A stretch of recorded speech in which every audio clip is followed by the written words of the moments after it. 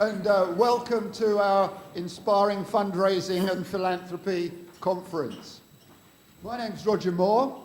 I'm Chairman of the Calderdale Community Foundation, and it's my pleasure to welcome you to Halifax and Calderdale today. For those of you who haven't been here before, I can promise you that when the fog lifts, this is a beautiful sunny town and sunny valley. A conference on this scale is a new departure for us, and you may think, why should Halifax fund a conference on philanthropy? But actually, there is a strong tradition of philanthropy in this area. If you arrived by train, as you came out of the station, you may have looked across to the other side of the road and you would have seen a tall spire, the spire of the Square Chapel. I beg your pardon, the Square Church. The Square Chapel is still there. The Square Church unfortunately burned down, but the spire remains. It was built in 1865 by John Crossley's philanthropy. John Crossley, whose family ran the mill that we're in today.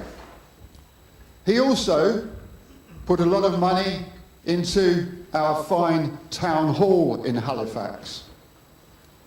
Further down the valley in Todmorden, we have another fine chapel, a Unitarian chapel, built by the philanthropy of John Fielden, who also contributed to another wonderful town hall. And you may ask yourself, how was it that these Victorian philanthropists were so benevolent at a time when they were also employing 8-year-olds for 12 hours in their mills? But of course, philanthropy is a very complex issue, which we will be hearing more about today.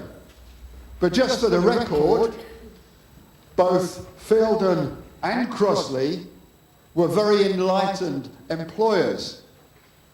They certainly gave a lot to the community, they gave a lot to their employees. They had what today we would call a social responsibility agenda. And again, that occurs in our considerations today. But philanthropy in Calderdale didn't stop with the Victorians. In the last 22 years, since the Community Foundation has been established, we have built up an endowment fund of £8.5 million. And that fund has come from the Calderdale citizens of today. Philanthropy, of course, is a big word and implies big donations. But I'm sure many of you in the hall today will have done your stint rattling tins in shopping centres or on street corners for worthy causes.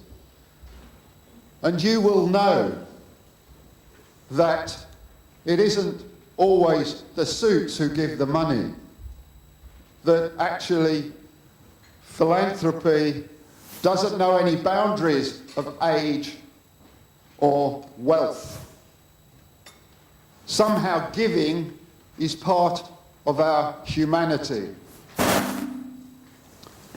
And today we have some exciting speakers, an exciting program for you, which will explore and unwrap some of these issues.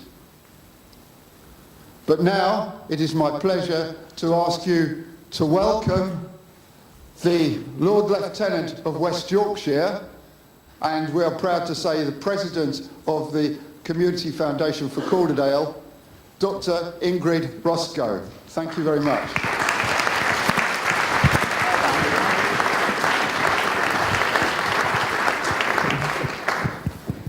Good morning, everybody, and welcome from all parts of England, I think, but of course particularly from the local area. Some of you will not know that Dean Clough is 30 years old this year, a very important celebration. You'll gather from what you've just heard that it was once the home of the world's largest carpet factory. And it's in the last 30 years that these great 19th century mill buildings have been transformed into a complex housing 150 businesses and 4,000 staff. Dean Clough has certainly been a pioneer in converting redundant factory buildings into innovation hubs. The man behind it, who I'm about to extol, isn't actually here today. He's gone on holiday, but I'm told it's being filmed, so he might get to hear the tribute, hopefully, anyway. He was Jeremy Hall, chairman and managing director of Dean Clough, and since 1983, he has played a key part in transforming these buildings into a nationally recognized centre for the arts and for business. It has had many building awards and plaudits, which won't surprise you when you see the glamour of these interiors. Won prizes for its regeneration and for its arts programmes. It's the home of Northern Broadsides, that wonderful Bury Yorkshire theatre group run by Barry Rutter. It's a show space for fine exhibitions, and there's a great three-dimensional one in one of the rooms here. And of course it has the famous cooking school here, and lunch is going to be provided today by that cooking school. Now my real job is to introduce our host today, Mary Glanville. She is the managing director of the Institute for Philanthropy in London. If you have a conference programme, you can read all about her many achievements. It's a very starry career indeed. And these emphasize very much her role as a leader in philanthropy, education, network building, and knowledge sharing. It's indeed a very impressive CV. As she'll probably tell you herself, the Institute was established in 2000 and is recognized as one of the world's leading organizations providing education and thought leadership in strategic philosophy. It has offices in London and in New York, and it plans to expand to Toronto and San Francisco this year. So you've got a growing concern there, all right. It is her mission to increase social change by mobilizing philanthropic resources and improving performance through a one-year, 3-module program for philanthropists. And as I say, the rest is in the program. Let me hand you over to Mary Glanville.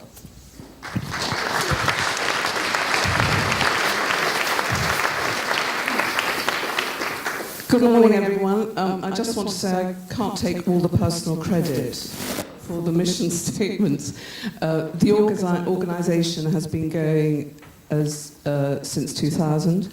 It was set up as a think tank for people to come together to talk about philanthropy and to try and raise its profile, and also to bring it to the attention of government with regard to possible tax breaks. Since then, we've incorporated a donor education programme, and in the last week, we have actually merged with our cousins in San Francisco, so we've grown from 200 philanthropists to 300 philanthropists around the world, which is wonderful, who will all exchange their experiences and their information and their philanthropic journeys. So a lot has happened in a week, and we've also now moved to Halifax, so here we are. Hopefully, sorry, the light's straight in my eyes, so I'm going to move out of this. Today's about inspiring fundraising and inspiring philanthropy. And it's about thinking outside the box. We're going to look at various models of fundraising, which have, the whole landscape has changed a great deal over the last few years. We're going to look at crowdfunding. We're going to look at online generation of donations. We're going to look at leveraging. And leveraging is a very, very important word in philanthropy, because people think it's about economic leveraging, gift aid, match funding, but it's also about leveraging your connections, It's about leveraging your business skills. It's about not just connecting yourself to other people in your area, but connecting others. So for fundraisers, I would say, look at connecting your donors, because donors will encourage other donors to come to your charities. The Halifax Building Society has just released a giving monitor, which gives us good news. 76% of consumers are now donating the same amount pre the economic downturn, which is a 23% increase over the last 3 years. 75%, 3/4 of consumers are giving money to charity. This is a very encouraging statistic.